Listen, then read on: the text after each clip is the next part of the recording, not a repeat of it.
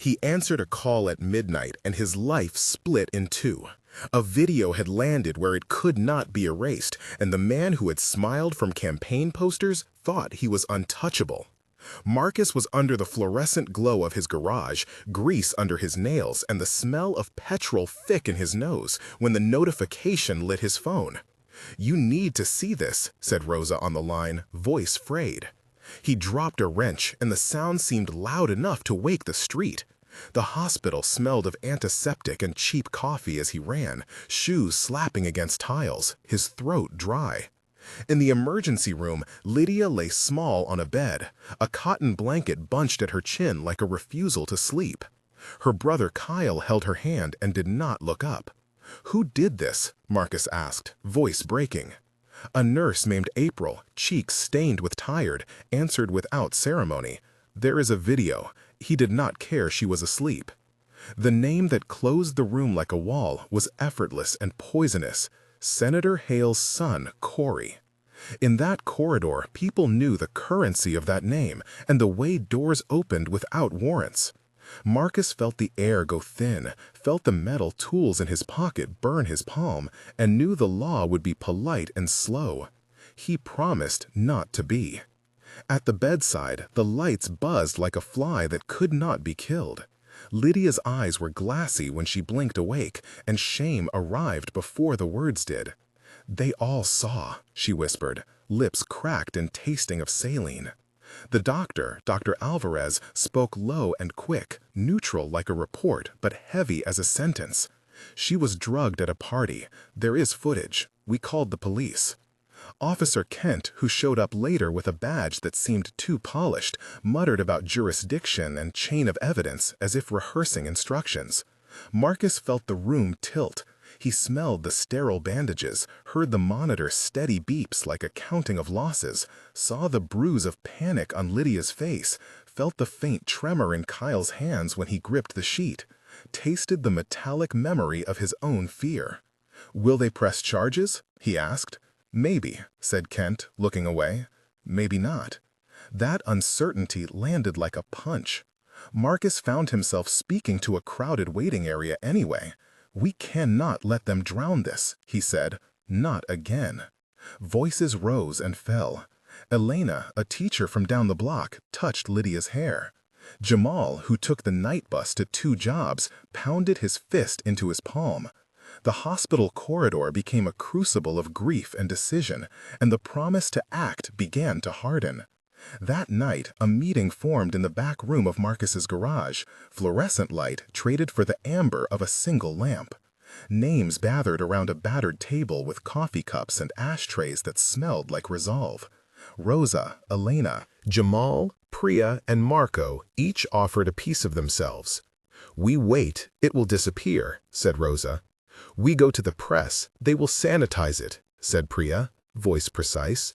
"We take evidence, we make it undeniable," said Marco, fingers stained with ink and engineering schematics, tapping his phone screen. The debate spilled long and raw. "This is illegal," said Elena, palms flat on the table. "So is letting them walk free," answered Jamal. They argued ethics and logistics, named risks and safe words. Marcus listened, the weight of Lydia's quiet voice in his ear. They assigned roles. Mike would document statements. Rosa would coordinate victim support. Vega, a hacker known to Marco through an old friend Sam, would find backups and metadata. Officer Kent was explicitly excluded, and they named that as part of the plan. The room smelled of oil, smoke, paper.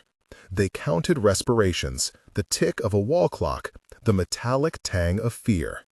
The decision crystallized. If institutions would not reach, the community would reach for truth and put it where everyone could see. At this moment, before the first click of evidence went public, we want to hear you.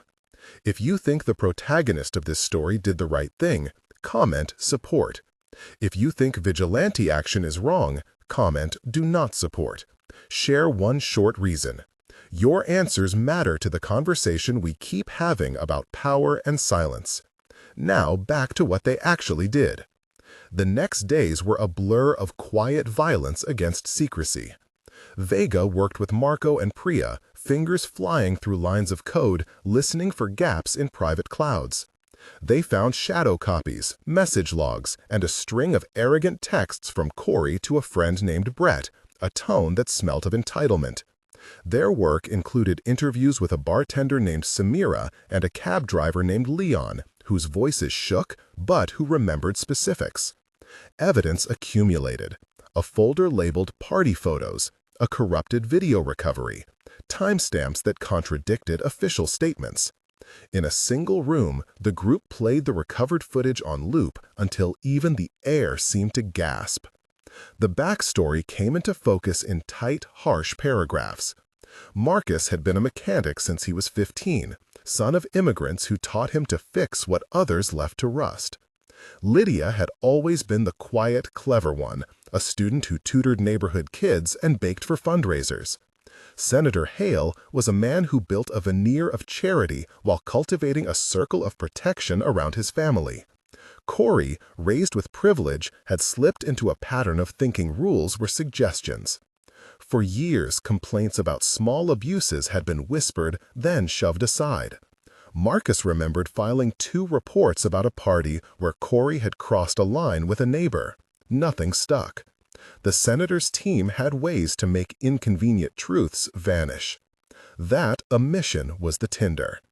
The garage team read the backstory like a map of why things had failed and how. They might be fixed, a compact history of insults and ignored calls that justified the risk they were about to take. They moved with a plan and a cold compassion. Block by block, they turned rumors into a dossier, verified timestamps, triangulated GPS metadata, secured witness statements from Samira, Leon, and a nurse named April who agreed to sign an affidavit.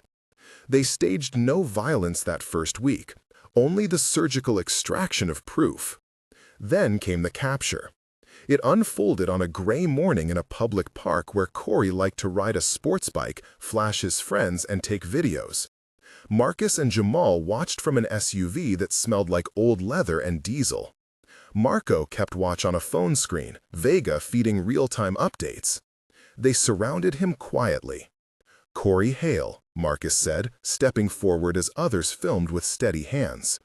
Corey looked up, sunglasses reflecting a world he assumed would shield him. "You have no right," Corey spat first. "You think you can ruin my life over a stupid video?" Marcus did not answer at once. He kept his voice low. "We have the video," he said. "We have messages. We have witnesses. Tell me why you thought you could do it and walk away."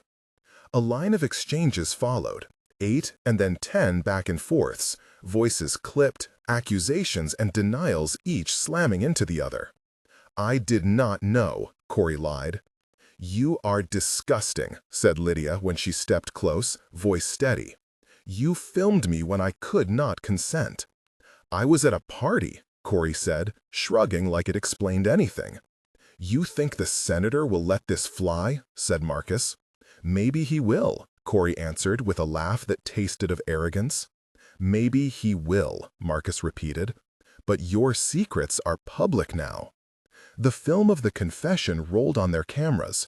They forced a statement from Corey, not through torture, but through exposure and unstoppable proof. They painted his arrogance in detail and gave it to the internet.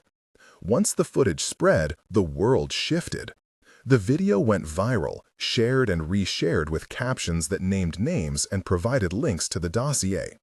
Media outlets that once avoided conflict now shouted headlines. Senator Hale issued a statement that read like damage control, words that smelled of wax on a fraying floorboard. Protesters gathered at the senator's office, their placards raw and determined.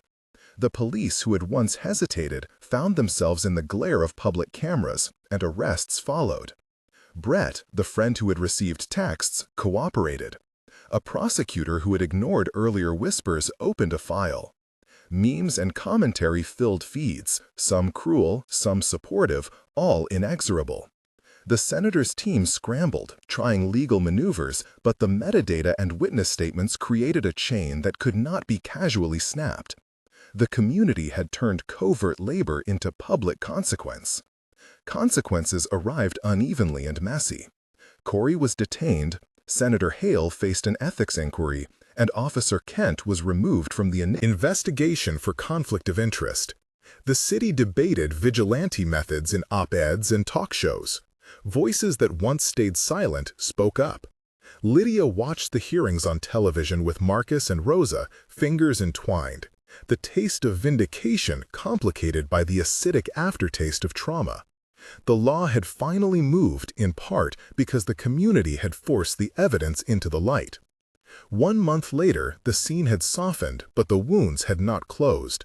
Lydia had returned home and enrolled in counseling, her laughter tentative at first and then more often. Marcus still smelled petrol when he slept, a ghost of the garage. But he visited the community center twice a week to mentor kids.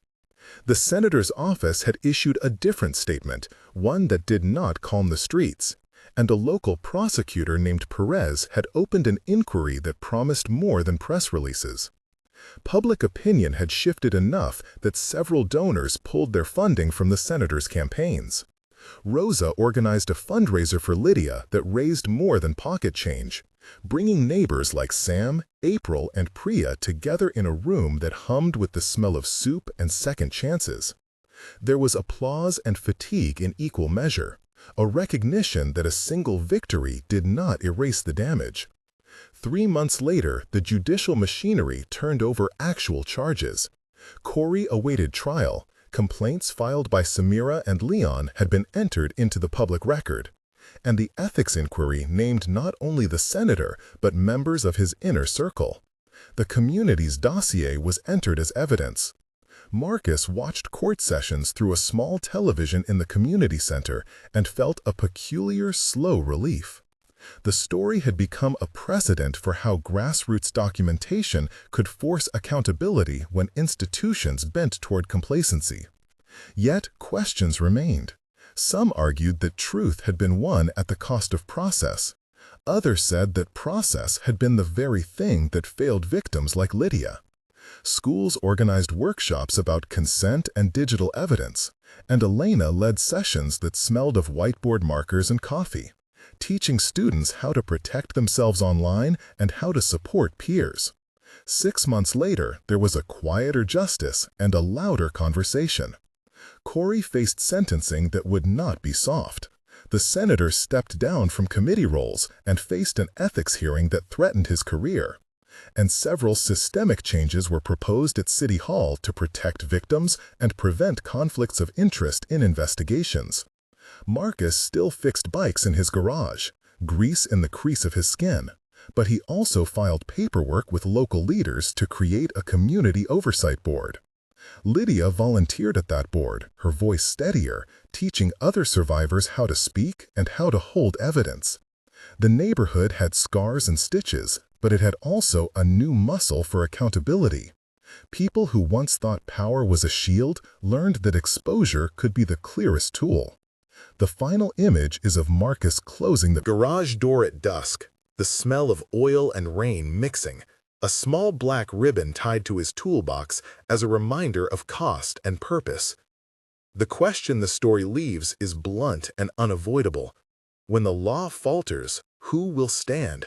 And how far will we go to make sure the truth can no longer be bought or buried?